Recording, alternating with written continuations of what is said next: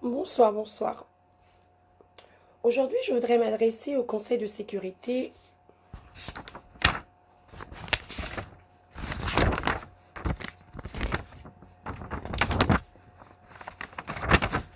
comme les Nations Unies,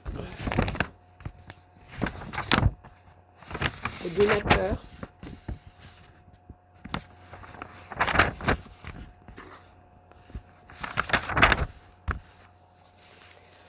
bonsoir, bonsoir tout le monde. Mon message est pour les Nations Unies.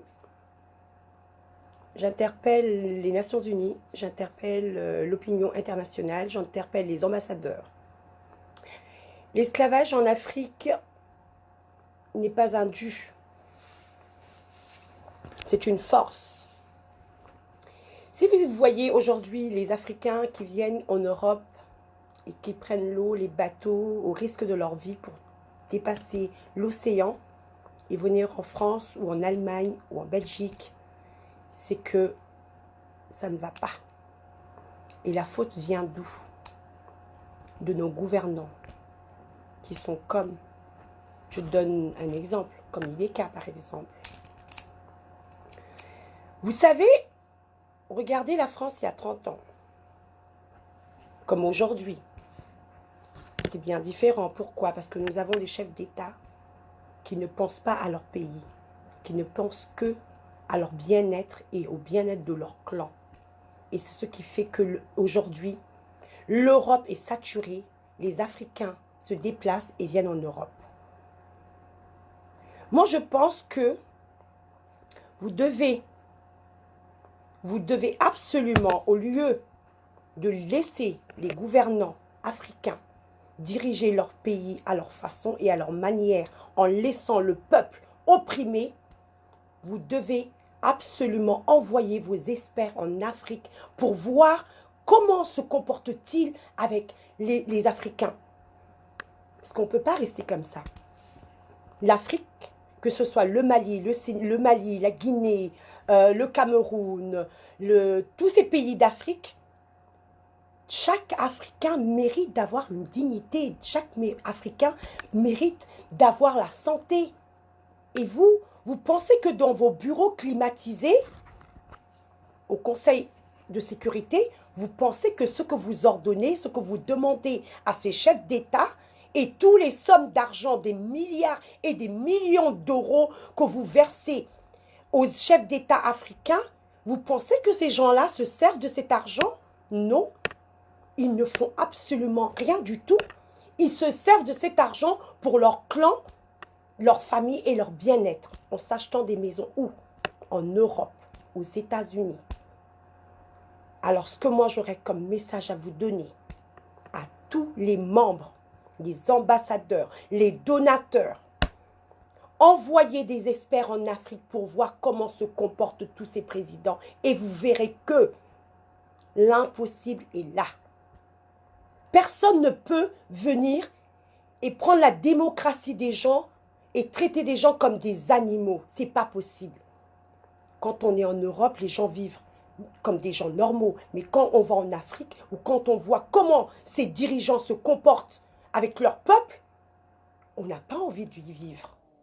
Si vous voyez tous ces jeunes qui prennent le bateau, dépassent la mer, se font tuer, mettent des enfants à leur dos pour rentrer dans des bateaux, c'est qu'il y a une raison. Alors je m'adresse à tous les donateurs, Conseil de sécurité, Nations Unies, les ambassadeurs, vous qui êtes sur place, faites des lettres et dites à vos dirigeants réellement ce qui se passe dans les pays africains. Il y aurait moins de problèmes parce que si les Africains quittent l'Afrique et viennent en Europe et saturent l'Europe un jour, personne ne s'en sortira. Personne ne s'en sortira. Et de deux, là je vais m'adresser à un dirigeant de la MINUSMA, qui est ce monsieur. Ce qu'on demande au gouvernement, monsieur Anadif, encore pour vous. réussir la révision constitutionnelle et qu'elle soit le plus inclusive possible, la révision constitutionnelle de notre être perçue comme une demande extérieure aux Maliens. La révision constitutionnelle. Monsieur Anadif,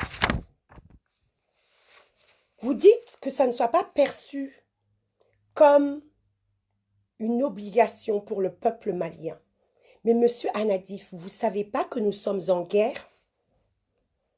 Je pense que vous le savez, du moment que vous êtes de la MINUSMA. Vous savez que le Mali est en guerre. Dans quel pays en guerre on peut faire une révision réviser une constitution? Le Nord, nos soldats sont interdits d'y rentrer, et jusqu'à présent, je ne sais toujours pas pourquoi. Le centre, monsieur le Premier ministre Boubou Cissé a quitté le centre il y a quelque temps, mais 2 jours après, il y a des 15 morts, des 20 morts, des 30 morts. Nos soldats et les soldats de la MINUSMA et de la Berkane aussi se font piéger. Les soldats maliens, tous les jours, se font attaquer. Mais vous pensez réellement que dans un pays en guerre, pouvons-nous faire un référendum? Vous demandez inclusive. Inclusive signifie que tout le monde, tout le pays, que ce soit les gens du Nord, du Centre, tout le monde doit venir et dire oui, nous voulons changer cette constitution. Et vous dites en même temps que c'est une demande. Ce n'est pas une demande du peuple malien, parce que le peuple malien n'a jamais accepté cette modification.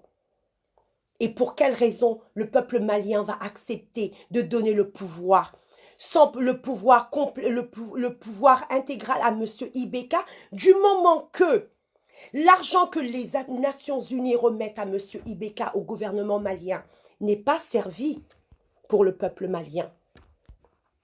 L'argent des donateurs qui va dans les caisses de l'État, le président de la République s'en sert et qui n'arrive même pas à aider son peuple. Un pays où il n'y a pas de santé, d'éducation, d'infrastructure. Je pense que vous savez qu'il y a quelques jours, des jeunes ont demandé la rénovation de la route de Caille et jusqu'à Diboli, de Kati jusqu'à Diboli, monsieur. Comment vous pensez que des gens puissent mourir dans l'eau, des enfants, des jeunes, et que vous soyez là à demander la modification de notre constitution? Mais monsieur Anadif, c'est peut-être le président Ibeka qui vous a demandé que le peuple malien avait accepté cette modification. Mais ce que je ne comprends toujours pas, c'est une demande faite par rapport à un accord politique, et ces gens de cet accord politique qui est de la CMA sont en complicité avec des terroristes. Oui, parce que Yaga Gali, c'est un terroriste. La CMA, c'est la même chose. Une petite minorité de 2 personnes, de 5 personnes, vous voulez leur donner l'intégralité de 5 régions. Ils ont leur armée, ils ont leur infrastructure, l'or qui est soustrait de nos ressources dans le pays qui est souverain, leur appartient. Mais elle est où la logique? Elle est où la logique? Je ne vois aucune logique. Et vous voulez, les Nations Unies ont bien dit, il faut que le pays reste entier. Vous voulez qu'on dirige, vous voulez que le Mali divise le pays pour remettre une partie de la région à des terroristes. Parce que c'est ce qui se passe aujourd'hui. Dans le nord, les gens sont en train de se faire tuer. Il y a des Touaregs qui ont toujours vécu ensemble. Une petite minorité se lève aujourd'hui, boum, et réclame des droits. Mais quels droits? Dans 2 jours, le Premier ministre doit partir dans le nord. Il est obligé de payer de l'argent sorti des caisses de l'État. Il va aller dans le nord, mais il va payer. Les gens de la CMA disent que non, ils ne veulent pas d'un avion du pays. De toute façon, on n'a pas d'hélicoptère, vous le savez, monsieur Anadif. Les hélicoptères du Mali sont cloués, d'après Ibeka, faute de maintenance. et 1250 milliards d'euros disparus. Et on ne sait toujours pas.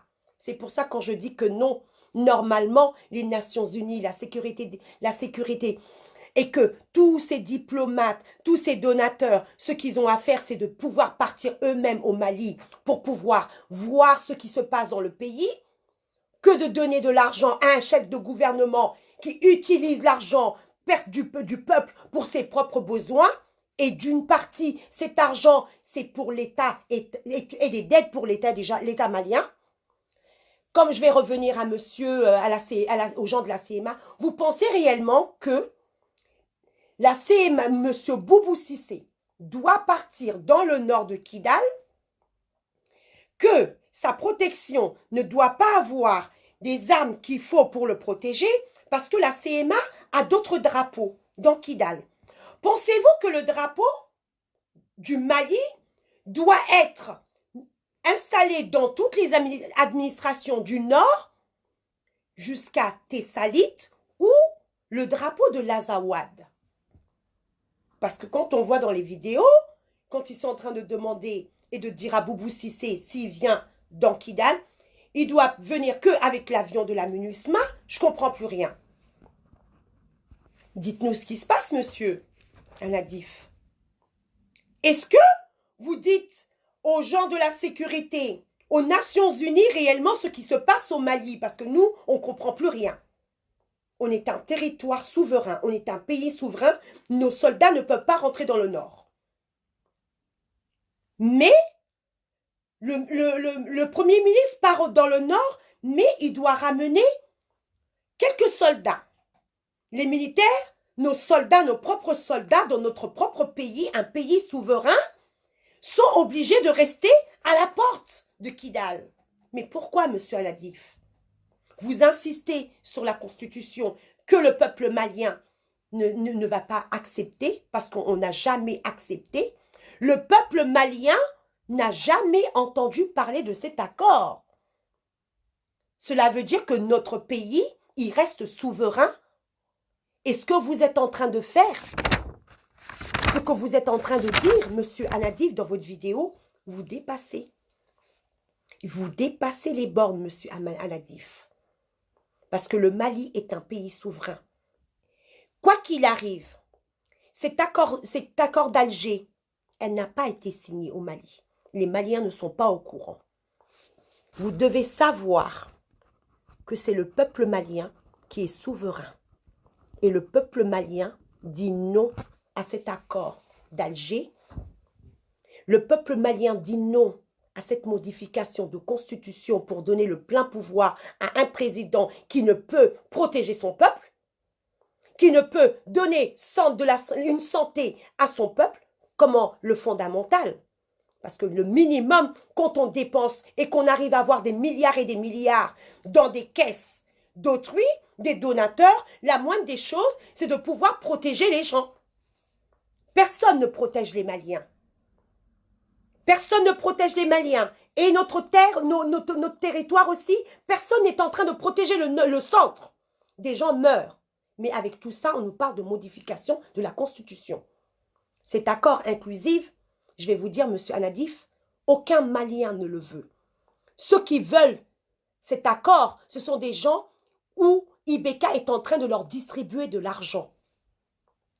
Sachez que, je le redis encore, le Conseil de sécurité, les donateurs, les ambassadeurs, renvoyer des experts dans tous ces pays d'Afrique, que ce soit la Guinée-Conakry, que ce soit le Mali, le Congo, tous ces pays envoyer des vrais experts qui ne sont pas avec ces chefs d'État pour leurs propres intérêts. Et vous allez voir que tous ces peuples-là sont en train de souffrir, monsieur Anadif et tous ses membres.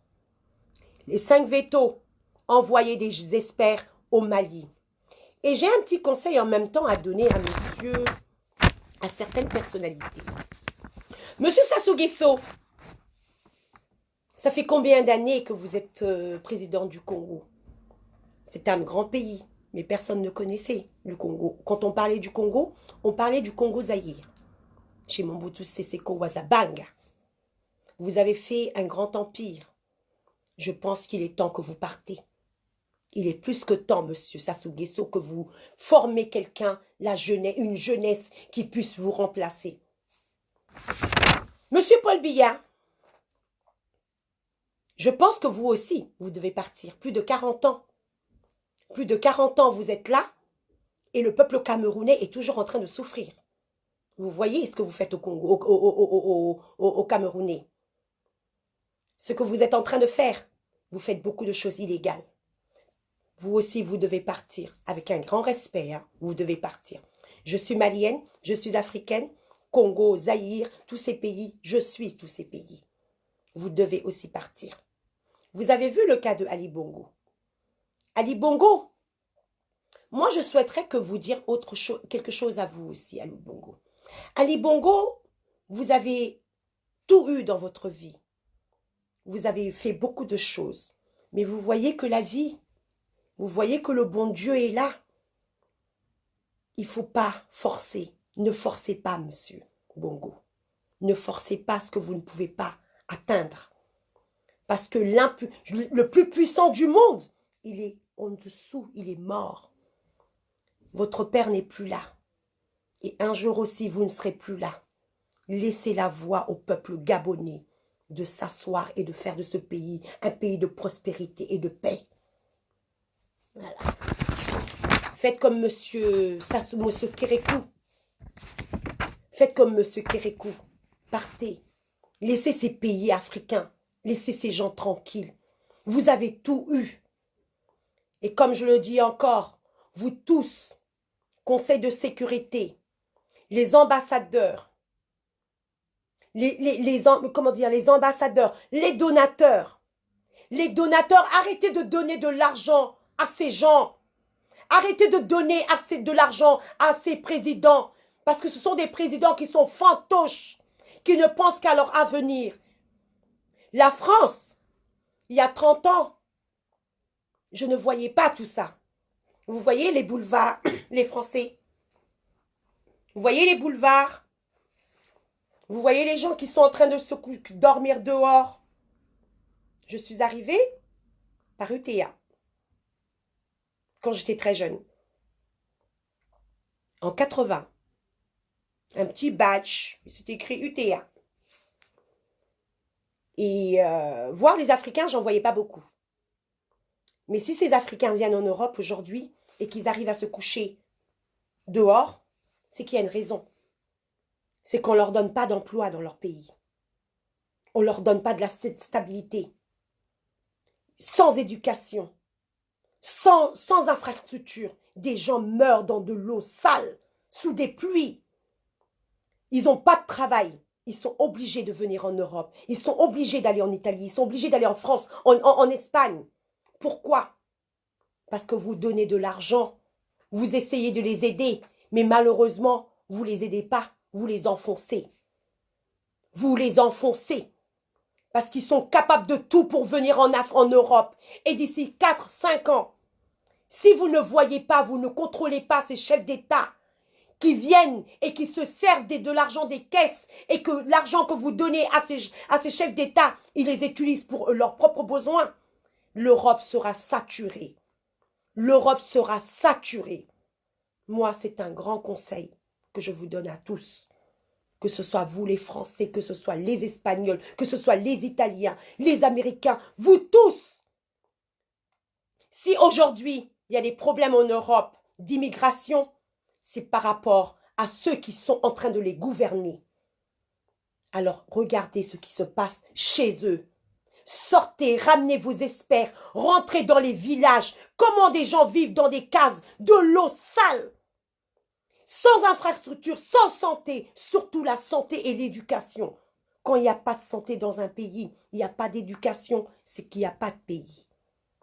Vous nous mettez des hommes sans autorité, qui ne viennent que pour manger leur foie gras et péter le champagne dans leur pays. À part ça, ils ne savent rien faire. La preuve, regardez M. Ibeka. Vous pensez que quand Ibeka quitte la France, le Mali, qu'est-ce qu'il vient faire? Quand il vient chialer devant les Français, quand il va chialer dans d'autres pays, vous pensez c'est pourquoi? c'est seulement pour vous réclamer de l'argent, parce que le président Ibeka n'a jamais aimé son pays.